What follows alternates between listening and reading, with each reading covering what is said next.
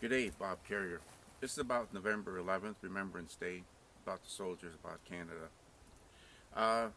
Met a soldier from World War II, told me his story. He was a motorcycle courier during the war. Started off, there was over a dozen guys, and the sergeant came at them with the motorcycle at full speed, dropped it on its side, lay down on it to create a low profile, and as it slid, he rolled rolled out a pouch of tobacco and rolled a cigarette and lit it as it came to a stop at the boy's feet. He says, well, you'll learn how to use this bike in ways manufacturer never designed it to do, and it'll be part of your body. It'll be part of who you are.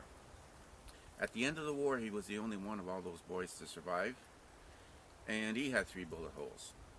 What he did when he got his papers to return to Canada is he took that motorcycle to the end of the runway at full speed. Got there, took a wrench out, emptied the drain plug on the motor, and raced her back as hard and as fast as he could.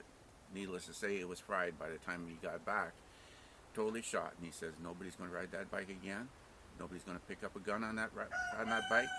Nobody's going to kill anybody or be killed on this bike. War was over for him. War is a horrific thing. It's not easy. And yet, there's things that happen. World War I in particular, on Christmas Eve, the Canadians, the British, the Germans started singing Christmas songs on Christmas Eve. Then they ended up exchanging gifts out in no man's land, shaking hands, drinking, having a shot, and even playing some soccer and so on. So for a brief moment during the war, enemies became not so much friends, but at least they restored their humanity. Why do we go to war? What's it all about? Well, the first casualty of war is the truth. The propaganda ministry has to convince you that, and the public, that the enemy is evil, that they're a bunch of baby killers. That's the line is often used. So we have to go. Well, but in the end, like in the World War I, those soldiers realized the enemy wasn't baby killers. They were just normal boys like they were. But why did we fight? Well, first and foremost, once you're out in the battlefield, the guy next to you and all the guys that you're with are what it's all about. They're protecting you, you're protecting them. Second of all, it's all about your family back home, your community, and finally your nation. So when you're fighting, what are we really fighting for? Well, this is Canada. I'm speaking on behalf of Canada. And I'm going to give you a little brief history about it. First of all, we're a confederation, and our founding fathers actually established Canada as a dominion. It was called the Dominion of Canada, a dominion under God, Jesus, the Holy Spirit, the Heavenly Father. Now, Canada has a wonderful history.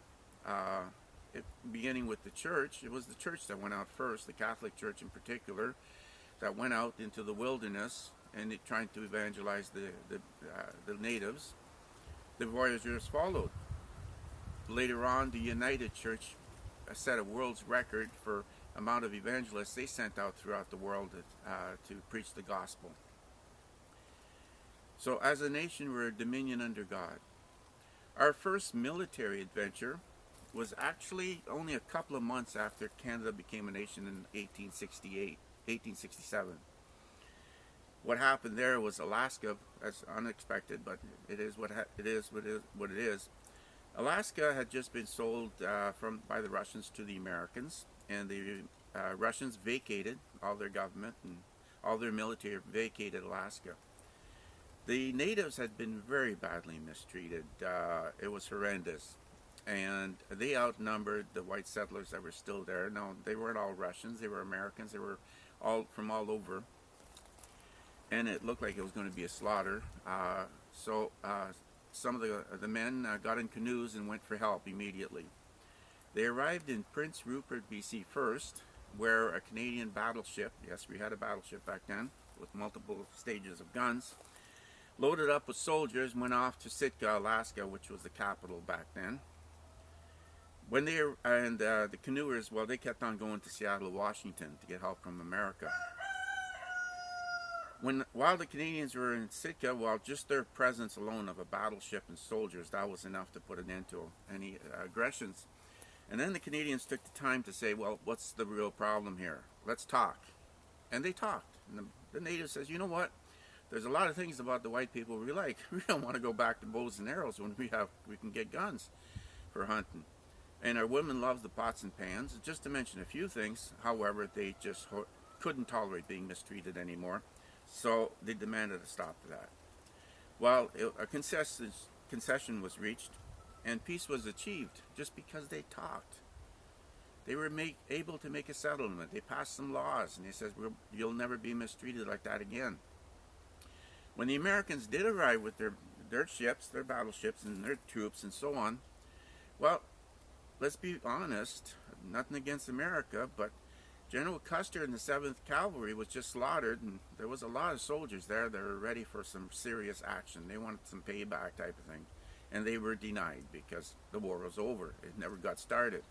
And actually, Alaska can claim to be the only state in all of the Americas that didn't have what's often referred to in the past as Indian Wars type of thing. It's the only state that had peace when it comes to being Americans, as a territory and as a state. So we had a great beginning as peacekeepers. In World War II, a situation also happened. I believe it was in Belgium. Thousands of German troops were trapped on a peninsula, and their backs to the ocean, no ships coming, no resupplies. They were in dire situation. The Canadians were there. Now the Germans considered the Canadians, they had a nickname for us. We were the stormtroopers.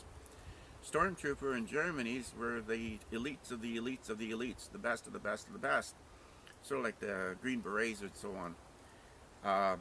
But when it came to Canadians, the way the Canadians fight on D-Day and so on, the Germans just says they're just basically stormtroopers. These guys are just unbelievable, every one of them. They don't need an elite squadron. So anyways, the battle was due for the next day, and it was going to be a slaughter but two young officers, without permission from the looks of things, took a white flag, entered German territory, and says, we want to talk to your rulers here and whoever's in charge. Well, they had a discussion, explained the situation to them. They said, look, just surrender to us two, just the two men. And you'll be prisoners for a little while, but then you'll go home. And we can eliminate the possibility of all unnecessary dying on both sides tomorrow.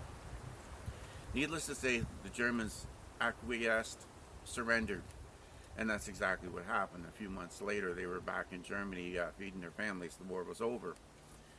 So we have a reputation as being peacekeepers, and to me, that's what Canada is all about to a great extent, and that's what we're fighting for. We don't want war, but when we fight, we're stormtroopers. Can't stop us. Now, personally, myself, I was heavy radar in the military, joined at 17. Reason I joined, well, I had no parents growing up to speak of, and I realized at 16 that I had some parts missing, so to speak, and the military seemed to be the place to give me discipline and get me on the right course, teach me some things that I needed to know that I hadn't been taught, that should have been taught. But that's my story. While I was there, I became a heavy radar tech, and I was actually working the night of 1979 when we went to DEFCON 2. Now that means the silo doors are open, the missiles are getting fueled, the planes are in the air. Everything but war has been totally declared. And it turned out it was a computer malfunction, a war game or something that accidentally got placed in the wrong disk or whatever. And at Cheyenne Mountain Defense Center. So for a few hours, it looked like it was all going to be over, that we weren't going to leave that building, that people were going to die outside, went to bed, never woke up, will never wake up type of thing.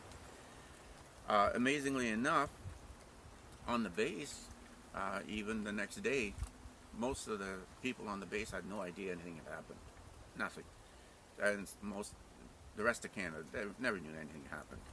But it did happen. We're starting to find out about it now.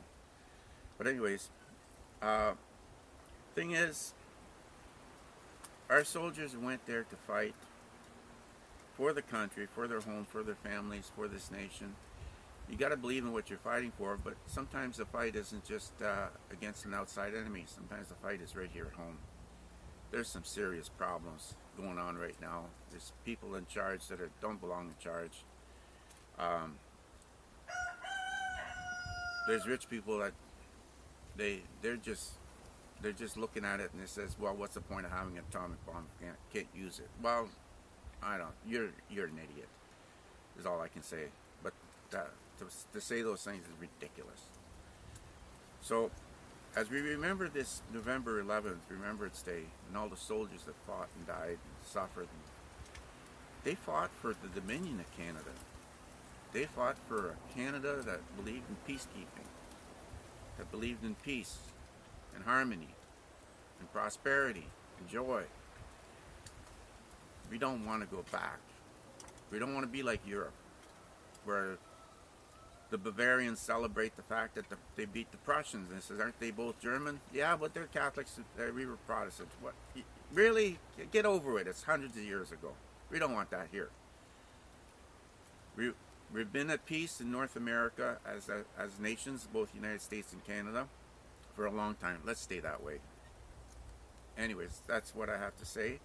So this Remembrance Day, please remember the soldiers, and remember that you have a wonderful country. We just need to and we need to preserve it. Thank you. That's my conversation for today. Have a great day.